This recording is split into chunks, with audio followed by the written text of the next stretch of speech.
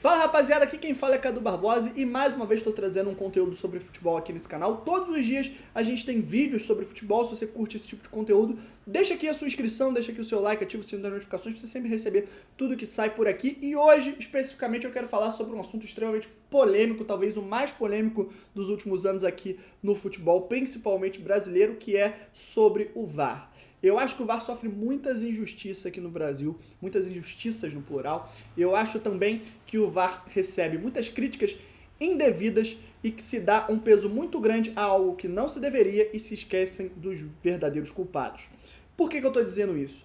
Porque se criou um ódio ao VAR, se criou uma aversão ao VAR aqui no Brasil, muito fomentada pelos próprios torcedores e até muitas vezes pela mídia, que muitas das vezes as pessoas hoje, se você perguntar numa mesa de bar e tudo mais, numa conversa de futebol informal, você vai ver que boa parte da nossa população é contra o VAR, que acha que a arbitragem era melhor antigamente, que antigamente esse VAR só erra, esse VAR só prejudica, o VAR só serve para roubar e tudo mais, e não é verdade. O VAR, pelo contrário, eu afirmo a vocês que teríamos erros muito mais bizarros de arbitragem nos dias de hoje se não fosse o VAR. O VAR, por mais que muitos árbitros cometam muitos erros no VAR, eles cometeriam pelo menos 3 vezes mais se eles não tivessem o VAR. O VAR ele é tipo um band-aid para uma cratera que é os erros do futebol brasileiro. Quem são os verdadeiros culpados? Os árbitros. Eles têm nome, eles têm sobrenome, eles têm CPF, eles têm registro profissional, eles têm tudo. E muitas vezes eles não são penalizados ou recebem as críticas que deveriam, porque as críticas vão para o VAR. Parece que o erro é da máquina. Quem erra é o computador, quem erra é o software, quem erra é o teclado e tudo mais. E a gente não sabe realmente quem foi que errou, porque os nomes deles muitas vezes não são nem ditos. Você quer um exemplo? Nessa semana, a CBF ela divulgou oficialmente de que houve um erro claro que influenciou na eliminação do Palmeiras na Copa do Brasil. O pênalti marcado no Caleri, e a discussão não é nem se foi pênalti ou não, foi ali, o Caleri estava impedido do lance em que ele vai e futuramente recebe o pênalti. A CBF admitiu esse erro publicamente e esse erro simplesmente eliminou o Palmeiras da Copa do Brasil. Mas quem foi que traçou a linha de impedimento errado, que errou ali na hora da imagem? Quem foi que errou na análise? Foi a máquina? Não. O cara que errou tem nome, sobrenome e CPF. Sabe quantas pessoas estão citando quem foi de fato que errou? Muito poucas. Eu, de cabeça, não sei o nome do cidadão que estava atuando no VAR. Mas todo mundo se resume a falar: o VAR errou. E aí parece que quem errou foi a máquina. Aqui, tô com a camisa do Botafogo, meu time, vocês estão vendo. Vocês lembram do jogo entre Botafogo e Internacional, em que o juiz acaba com a partida praticamente ali, no primeiro minuto de jogo, quando ele dá um pênalti que não existiu, e além de dar um pênalti que não existiu, ele expulsa o zagueiro do Botafogo. O Botafogo depois vira até a partida de forma extremamente épica para 3-2. Mas quem foi que errou e estragou aquela partida? Foi o VAR? Não. Foi o árbitro que estava presente na sala de vídeo e usou o computador. Qual é o nome desse cara? Ninguém lembra. Ninguém lembra. Então é muito fácil a gente transferir, muito fácil para eles e muito confortável, porque esses caras não recebem metade das críticas que eles mereciam, metade das cobranças que eles mereciam, porque tudo vai na conta do VAR, como se um computador sozinho estivesse errando. E aí uma galera fala, eles são incompetentes, eles não deveriam utilizar a máquina, se eles são tão ruins, não deveriam utilizar a máquina. Não, eu acho que assim, se você tem que tomar uma ação, não é tirar uma máquina para eles ficarem piores ainda. Se você tem que tomar uma ação, você toma uma ação de melhorar a qualidade da arbitragem. É muito fácil, é só você profissionalizar a arbitragem. E o papo nem aqui é dinheiro, porque sempre quando eu começo a conversar sobre profissionalização da arbitragem, a galera sempre fala, não, isso é uma mentira, porque árbitro já ganha dinheiro demais. E eu não estou falando sobre salário de árbitro. A profissionalização, ela não condiz nada com dinheiro, ela não diz nada sobre dinheiro.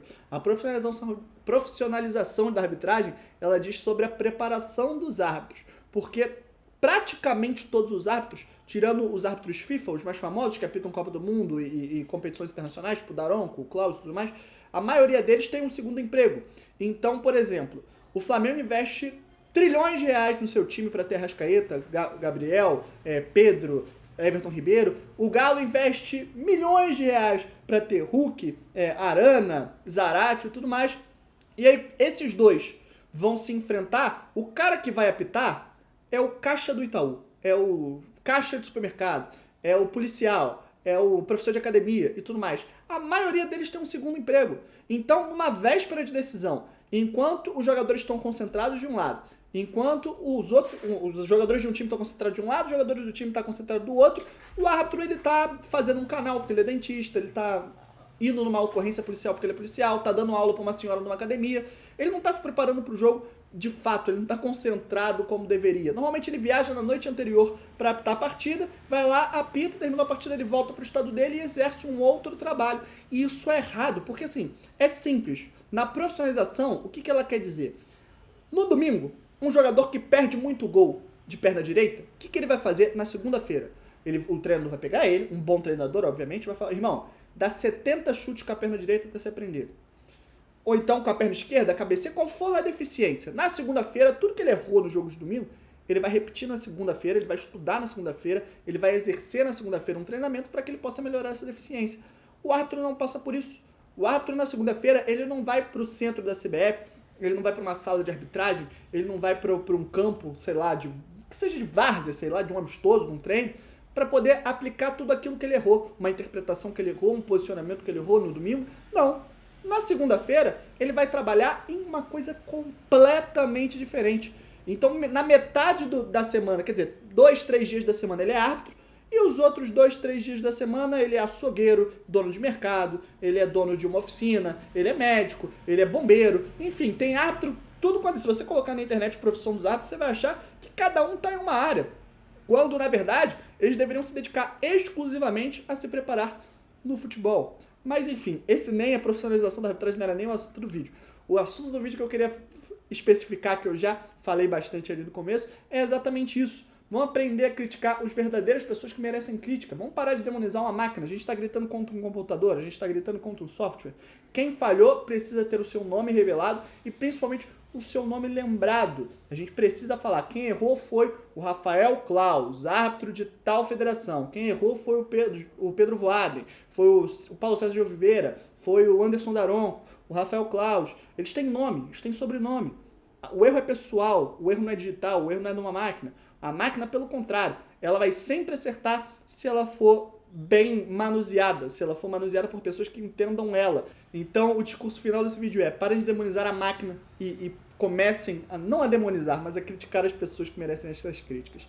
Mas enfim, rapaziada, é basicamente isso que eu queria falar aqui sobre no nosso vídeo de hoje, já que esse tem sido o assunto mais polêmico aí dos últimos dias, e vai ser até que a gente tenha uma arbitragem melhor aqui no Brasil, e olha que isso vai demorar um tempo absurdo, mas enfim, vamos torcer para que isso aconteça o mais rápido possível, para que os campeonatos sejam decididos na bola e não na tela, né? Mas enfim, se inscreve no canal se você não for inscrito, deixa aqui o seu like para ajudar meu trabalho a crescer cada vez mais e ativa o sino das notificações aqui para você sempre receber os nossos conteúdos, as nossas lives, as notificações em geral que saem aqui do canal, beleza? Vejo vocês por aí no próximo vídeo, no próximo live, tamo junto, um abraço, valeu!